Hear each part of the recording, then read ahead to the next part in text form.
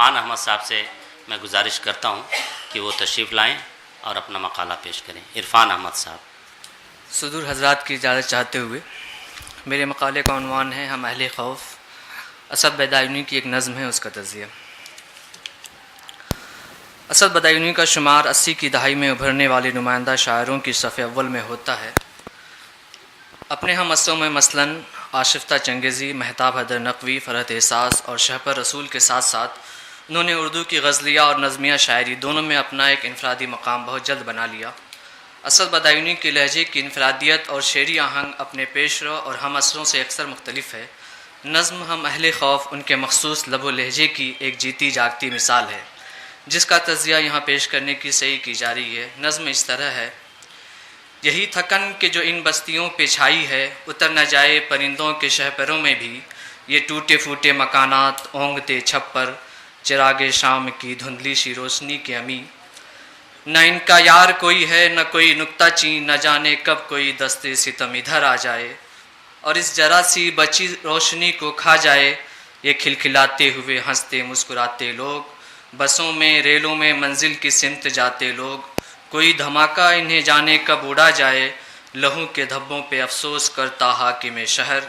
اور اس کے بعد محبت پہ چند تقریریں جو اہل شہر کی پیشانیوں پہ روشن ہیں. ملال یہ ہے کہ اس کو کوئی نہ دیکھے گا، ہم اہل خوف کے سینوں میں جو دھڑکتا ہے. نظم کا پہلا شعر ہے کہ یہی تھکن جو ان بستیوں پہ چھائی ہے، اتر نہ جائے پرندوں کے شہپروں میں بھی. اس شعر میں شاعر بغیر کسی تمہید کے شہروں اور ان میں رہنے والوں کے دل پہ چھائی ہوئی ایک ملال انگیز کیفیت کا بیان کرتے ہوئے یہ اندیشہ ظاہر کرتا ہے کہ بستیوں پہ چھائی ہوئی یہ تھکن کہیں پرندوں کے پروں میں بھی نہ اتر جائے. ظاہر ہے کہ پرندے ایک آزاد فضا میں سانس لینے کا استعارہ ہیں. یہ بہت بڑا المیہ ہوگا اگر یہ آزاد اور کھلی فضا شہر میں رہنے والے لوگوں سے ہی نہیں بلکہ پرندوں سے بھی چھن جائے. شعر میں بڑی خوبصورتی کے ساتھ اندیشہ ہے دور و دراز کے نفسیاتی ممکنات کو کمال خوبی کے ساتھ پیش کیا گیا ہے. اسد بدایونی کا کمال یہ ہے کہ کہیں پر بھی ان کی زبان پیچیدہ نہیں ہوتی اور شعر کا مضمون بڑی صورت کے ساتھ ہمارے دل میں اتر جاتا ہے. آگے نظم کچھ اس طرح ہے کہ یہ ٹوٹے پھوٹے مکانات اونگتے چھپر، چراغ شام کی دھندلی سی روشنی کے امی. نہ ان کا یار کوئی ہے، نہ کوئی نکتہ چین، نہ جانے کب کوئی دستے ستم ادھر آ جائے اور اس ذرا سی بچی روشنی کو کھا جائے. مکانات کی افسردہ سی نیند اور دھندلی سی روشنی کے پس منظر میں شاعر کہتا ہے کہ ان مکانوں کا نہ تو کوئی دوست ہے اور نہ ہی کوئی ان کی پرواہ کرنے والا ہے. وہی اندیشہ جو پہلے شعر میں بیان کیا گیا تھا اس کی شدت میں اضافہ ہوتا ہے. اور جب شاعر یہ کہتا ہے کہ یہ جو بچی کھچی سی روشنی ان مکانوں میں رہ گئی ہے، پتہ نہیں کب کوئی دستے ستم یعنی کوئی مصیبت آ کر اس دھندلی سی روشنی کو بھی نگل جائے. نظم میں آگے کی سطروں میں شاعر گویا ہے کہ یہ کھلکھلاتے ہوئے ہنستے مسکراتے لوگ، بسوں میں ریلوں میں منزل کی سمت جاتے لوگ. کوئی دھماکہ انہیں جانے کب اڑا جائے، لہو کے دھبوں پہ افسوس کرتا حاکم شہر. اور اس کے بعد محبت پہ چند تقریریں جو اہل شہر کی پیشانیوں پہ روشن ہیں. ملال یہ ہے کہ اس کو کوئی نہ دیکھے گا، ہم اہل خوف کے سینوں میں جو دھڑکتا ہے. خوف کا یہ منظر نامہ تب کچھ اور زیادہ وسیع نظر آتا ہے جب شاعر کو یہ خوف بھی پیدا ہو جاتا ہے کہ ہنستے کھلکھلاتے لوگ جو بسوں اور ریلوں میں اپنی منزل کی جانب رواں دواں ہیں، ممکن ہے کہ کوئی دھماکہ انہیں اڑا کر لے جائے. اس کے بعد جو بھی خون بہے گا، شہر کے حاکم یا اہل اقتدار ان خون کے دھبوں پر نقلی کف افسوس ملیں گے.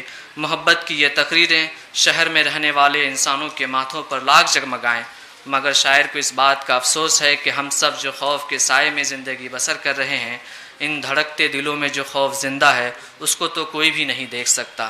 بظاہر یہ نظم اوپری سطح پر نہایت سادہ اور سہل سی محسوس ہوتی ہے، لیکن ذیلی سطح پر ایک اجتماعی خوف کی کیفیت کو جس کمال خوبی کے ساتھ بیان کیا گیا ہے وہ اپنی مثال آپ ہے.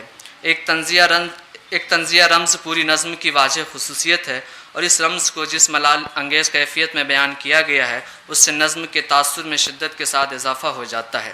इस मुख्तसर सी नज़म में खौफ की नफसानियत को शहर की तारीकी, अफसरदा ओंग और मकानों की धुंधली रोशनी जैसे अल्फाज के ज़रिए शेरी कालिब में ढालने की कामयाब कोशिश की गई है। हाकिमाने शहर की मुनाफिकत का पर्दा जिस अंदाज में चाक किया गया, वह शेरी लवाजमात के पर्दे में भी उस सफ़ाकी और जुल्म को हमारे सामने ले आता है, जिससे इस नज़म में हमारे अहद का एक मखसूस मंजरनामा तश्कील पाना शुरू हो जाता है। नज़म के इख्तिताम में एक लामतनाही अफसोस की कैफियत बयान की गई है। सब कुछ होने के बावजूद इंसान के दिलों में बैठे हुए इस खौफ को न कोई जान सकेगा, न कोई देख सकेगा। यहाँ खौफ सीनों में धड़कते दिल का मुतबादिल बन गया है, जो एक सूरत हाल है जिसका बयान इस पैराए से बेहतर किसी और पैराए में करना बहुत मुश्किल है।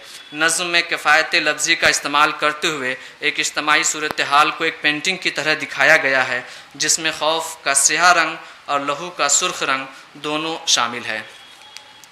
असद बदायूनी की नज़्म कहीं भी लख्त लख्त नहीं हो पाती और ख़याल उसलूब की हम आहंगी इससे एक मुकम्मल इकाई के रूप में हमारे सामने लाती है। इस तरह हम ये भी कह सकते हैं कि असद बदायूनी ने इस नज़्म की सूरत में एक जदीद शहर आशूब लिखा है। बहुत बहुत शुक्रिया।